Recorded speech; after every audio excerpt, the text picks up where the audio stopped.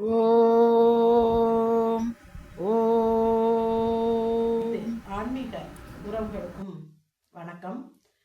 அதாவது இப்போ சங்கடகர சதுர்த்தி, இப்போ ஒவ்வொரு கடவுளுக்கும் ஒவ்வொரு திருவிழா கொண்டாடுறாங்க, ஒவ்வொரு விழாவாக வணங்குறாங்க, ஒவ்வொரு நாளில் வணங்குறாங்க. இப்போ விநாயகருக்கு சங்கடகர சதுர்த்தி ஏன் கொண்டாடுறோம் அப்படிங்கிறத ஒரு சின்ன பதிவின் மூலம் எல்லாருக்கும் தெரிவிக்கணும்னு சொல்லிட்டு சொல்கிறேன். அநேகமாக எல்லாருக்கும் தெரிஞ்சிருக்கும், தெரியாதவங்க தெரிஞ்சுக்கட்டும் அப்படிங்கிறதுக்காக இந்த பதிவு.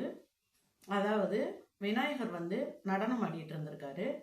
அப்போ ஆடிட்டு இருக்கும் பொழுது அந்த இதை சந்திரன் பார்த்துட்டு சந்திர பகவான் ஏளனமாக சிரிச்சு இப்படி ஆடுறது பாரு, இந்த உடம்ப வச்சுட்டு இப்படி ஆடுறாரு அப்படின்னு சொல்லிட்டு கேலி பண்ணுறாரு.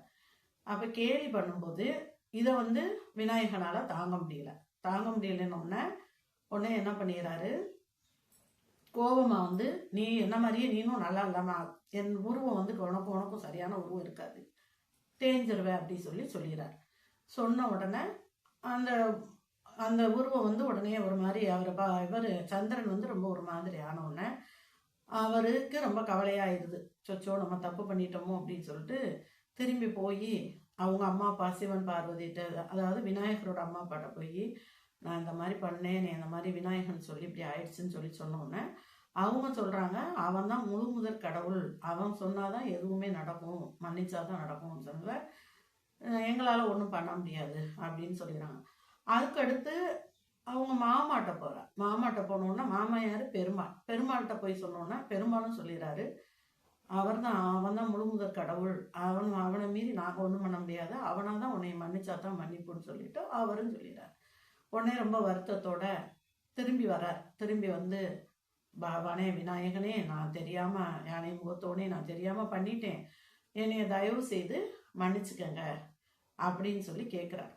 கேட்ட உடனே யாரா இருந்தாலும் தவறு செஞ்சா மன்னிக்கிறது இயல்பு தானே. உடனே அவர் என்ன பண்ணிடுறாரு, சரி உன்னைய நான் மன்னிச்சுக்கிறேன், நீ இந்த அதாவது பௌர்ணமி கழிச்சு 4ஆம் நாள் அல்லது 5ஆம் நாள் வரும் இந்த சங்கடகர சதுர்த்தி திதியில நீ உன்னை விரதம் யார் உன்னையும் என்னையும் யார் வணங்குறாங்களோ அது மாலை நேரத்தில் தான் இந்த சங்கடகர சதுர்த்தி வணங்க முடியும்.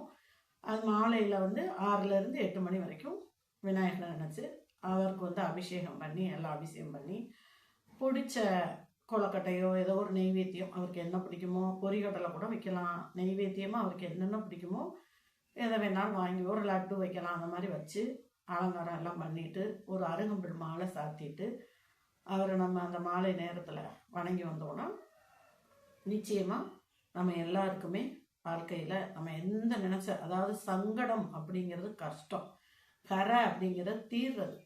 அப்போ அந்த சங்கடத்தை தீர்க்கிறதுக்கு இந்த சதுர்த்தி, அதாவது உன்னோட கஷ்டத்தை நான் எப்படி தீர்த்தனோ அதே மாதிரி இன்னைக்கு என்னைய வணங்குற அந்த பௌர்ணமி கழிச்சு 4ஆம் நாள் வர சதுர்த்தி திதியில என்னையும் உன்னையும் வணங்குறவங்களுக்கு நிச்சயமா எல்லா கஷ்டத்தையும் நம்ம 2 பேர் தீர்த்து வைக்கணும் அப்படின்னு சொல்லி இந்த தீர்த்து வைக்கிறது தான் அந்த சங்கடகர சதுர்த்தி விரதம்.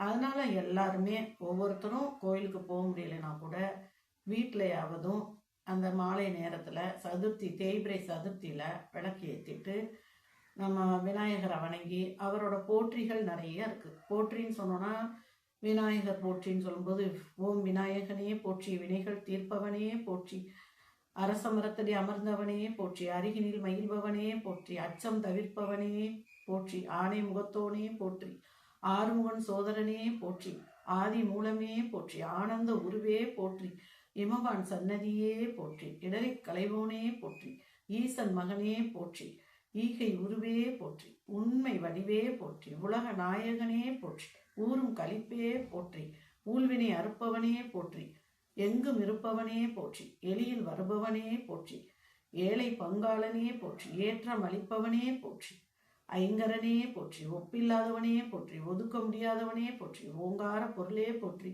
ஓம்போம் கணபதியே போற்றி, அவ்வைக்கு அருளியவனே போற்றி, முக்தி அளிப்பவனே போற்றி போற்றி ஓம். ஓம் விநாயகனே போற்றி போற்றி ஓம், சங்கடகரனே போற்றி போற்றி ஓம், சதுர்த்தி நாயகனை போற்றி போற்றி அப்படின்னு சொல்லிட்டு நம்ம வணங்கணும்னா இன்னும் இதுலேயே போற்றி நிறைய இருக்கு. கருணாகரனே போற்றி, அந்த மாதிரி நிறைய குட்டில் மயில் பவனை போற்றி, குறைகள் தீர்ப்பவனை போற்றி நிறைய படிச்சுட்டே போகலாம். இருந்தாலும் நான் சொன்ன அடுத்த பதிவில் அந்த போற்றியில் ஃபுல்லாக கொடுக்குறேன்.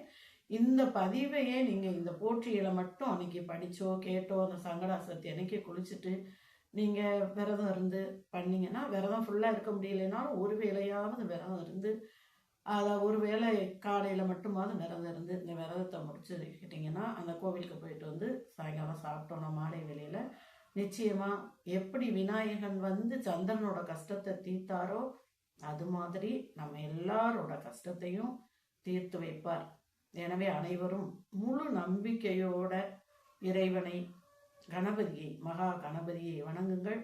நிச்சயமாக கணபதி எல்லாருக்கும் நிச்சயமாக கஷ்டத்தை எல்லாத்தையும் தீர்த்து, அதாவது இறைவன் வந்து இன்பம் மட்டுமே கொடுக்க மாட்டார், கொஞ்சம் துன்பம் கொடுக்க தான் செய்வார்.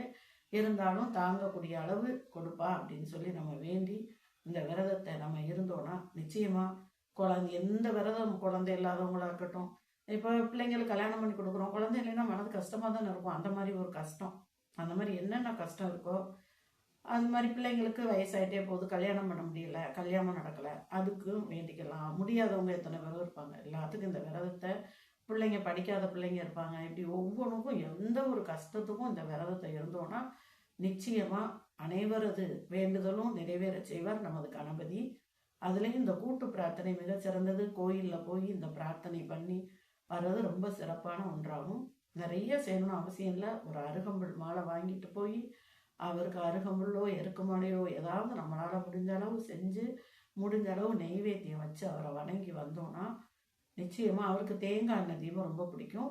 விநாயகருக்கு தேங்காய் எண்ணெய் ஊற்றி விளக்கு ஏற்றிட்டு தேங்காய் உடைச்சி சாமி கும்பிட்டுட்டு வந்தாவே வெத்தலை பாக்கு வச்சு நிச்சயமாக நமது அனைவரது காரியங்களிலும் கேட்டது கிடைக்கும், வெற்றி அடையும் என்று சொல்லி அனைவருக்கும்